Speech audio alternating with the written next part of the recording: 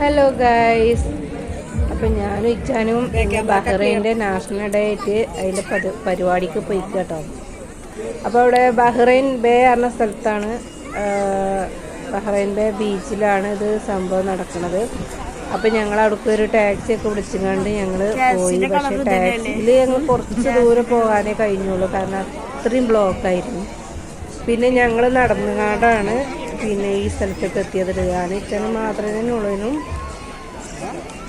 അപ്പോൾ ഞങ്ങൾ നടന്ന് ഇവിടേക്ക് എത്തി. ഇവിടെയാണ് അതിൻ്റെ ഫയർ വർക്കും കാര്യങ്ങളൊക്കെ നടക്കണമെന്ന് പറഞ്ഞിട്ട് ഇവിടെ ഞങ്ങൾ വെയിറ്റ് ചെയ്തുകൊണ്ടിരിക്കുകയാണ്.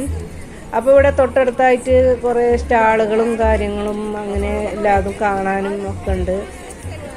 അപ്പോൾ ഞാനും ഇച്ചാനും ഭയങ്കര തണുപ്പാണ് കേട്ടോ. അപ്പോൾ തണുപ്പിനായിക്കൂടെ ബീച്ചല്ലേ, ബീച്ച് ഏരിയ ആയതുകൊണ്ട് നല്ല കാറ്റ് വീശുന്നുണ്ട്.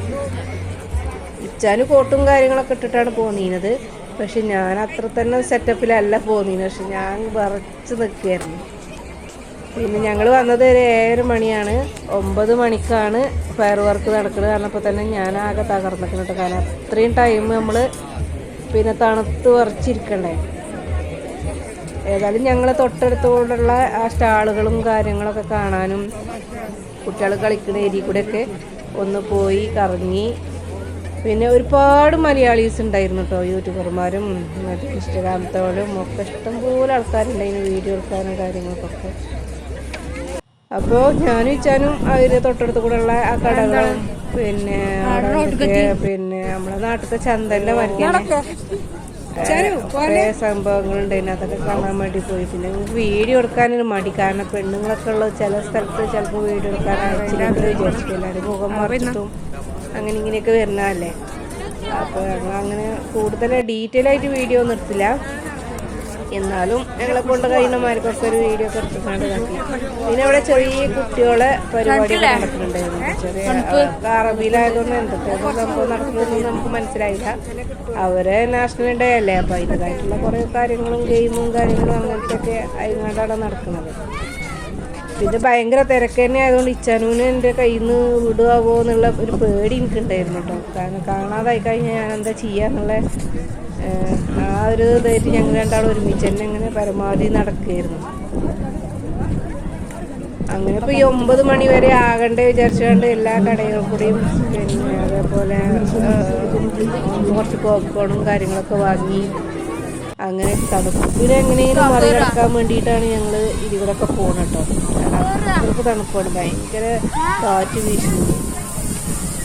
അപ്പോൾ എനിക്ക് ഇതിലൊക്കെ കയറാനാണ് ആഗ്രഹം കേട്ടോ. പക്ഷേ ഞങ്ങൾ അതിനുള്ള സെറ്റപ്പും കാര്യങ്ങളൊക്കെ ഒന്നായിട്ട് വന്നിട്ടുണ്ടായില്ല.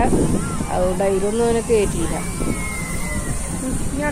കണ്ടാസ്വദിക്കാൻ മാത്രമേ എനിക്ക് പറ്റിയുള്ളൂ. ചോദിക്കണൊക്കെ ഉണ്ട് ഞാൻ കയറട്ടെ മമ്മ എന്നൊക്കെ. പക്ഷേ കയറാനുള്ളൊരു ഇത് ഞാൻ ശരിയാക്കിയിട്ടുണ്ടായിരുന്നു. പൈസയും കാര്യങ്ങളും കൂടുതൽ എടുത്തിട്ടുണ്ടായില്ല. ഇനി അഥവാ ടാക്സിയിൽ പോകേണ്ടി വരുമൊക്കെ വിചാരിച്ചിട്ട് അത് ചിലവാക്കാനും കഴിയാതെ നിന്നു. അങ്ങനെ അവിടെയും കുട്ടികളെ പരിപാടിയൊക്കെ നടക്കുന്നത് ചെറിയ കുട്ടികളാണ്. പിന്നെ അതിനൊന്നും വല്ലാതെ വീഡിയോ ഒന്നും ഞാൻ പോയിട്ടില്ല. കുറേ ലേഡീസ് ഉള്ളത് ചിലപ്പോൾ ചെറിയൊരു പ്രതികരണം അല്ല കിട്ടുന്നത് വെച്ചാൽ പ്രശ്നമാണ്. ഇതാ ഫൈനലി 9 മണിയായപ്പോൾ നല്ല പോലെ ഉണ്ടായിരുന്നു കേട്ടോ. കുറച്ച് വീഡിയോ എടുത്തില്ല, കാരണം കണ്ണേറ്റ് കണ്ട് ആസ്വദിക്കുന്നത് വേറെ. ക്യാമറ എടുക്കുമ്പോൾ ക്യാമറയിലൊക്കെ പാടെ എടുക്കാൻ പറ്റുമ്പോൾ നമുക്ക് കാണാനുള്ള ആ രസം നഷ്ടപ്പെട്ടു. കുറേ ടൈം ഞങ്ങൾ കണ്ടതിന് ശേഷമാണ് പിന്നെ വീഡിയോ അത് നല്ല അടിപൊളി പരിപാടിയാണ്.